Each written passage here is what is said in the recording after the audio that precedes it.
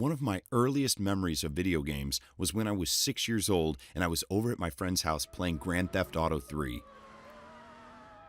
A game I wasn't allowed to get because it was for bold boys. This beautiful, action-packed, one-of-a-kind open-world masterpiece left me amazed by the sheer possibilities of endless fun in a crazy virtual city. So I naturally spent a lot of time jumping on top of moving cars and laughing my ass off when I discovered the driver continued with his journey.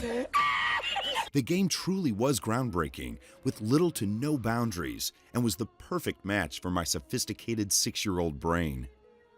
You could run, you could jump, you could do big jumps, you could drive a car, you could drive a fast car up a wall and get some bucko. You could pick up a blade and spend that hard-earned bucko. You could brandish a weapon. You could use the aforementioned weapon to shoot the shit out of the peelers, yo. And if you drove into water, you could just watch yourself drown. Where's the swim button? And just when you were about to run out of health, you'd shout at your brother to call out the health cheat before you got wasted. L1, R1, left, down, right, up, left, down, right, up. Perfect. The freedom was liberating, and the fun was endless. But I soon discovered from my favorite website that this sophisticated piece of modern art also had a juvenile side to it, in the form of what is known as Easter eggs. Easter eggs are actually a gift created by the developers' bunnies of your favorite games. However, they're not for everyone. That's right, the Easter developer bunnies didn't slave away night and day crafting the perfect video game memes for some run-of-the-mill Becky Basic bitch. Starbucks! These eggs were for the gamer girls, the explorers, the netherers, the dig-a-little-deeperers. It was a treasure for those who didn't take things at face value and investigated further. The moon egg was pretty damn amazing and changed 6-year-old me for the rest of my life. Because it turned out Rockstar wasn't the only one hiding eggs. There was a whole world of undiscovered Easter eggs waiting for me.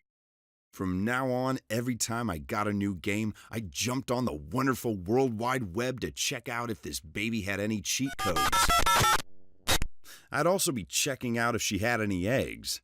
But they weren't always viewed in an entertaining light, but rather considered a necessity by the brave soul who created them.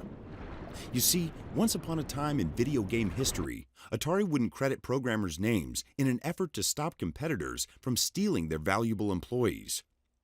Some employees left the company for this, and 5 of which went on to form Activision. It was a dark period for the video game industry. But one programmer decided to stand up to the corporation and said, "Stick it to the man." In 19-whatever, computer game developer Warren Robinette was developing the now infamous Adventure for Atari. But Robinette wasn't amused by the power plays Atari was pulling to deny him and his colleagues of their well-deserved publicity. So to ensure he would receive credit for his year of hard work, Robinette secretly placed his signature in the game. On game 2 or 3, find the dot in Black Castle's catacombs. Next, drop the dot and 2 other objects in the room down and to the right of the Golden Castle. Pass through the barrier to reveal the message created by Warren Robinette. Robinette never mentioned the Easter egg to anyone in Atari.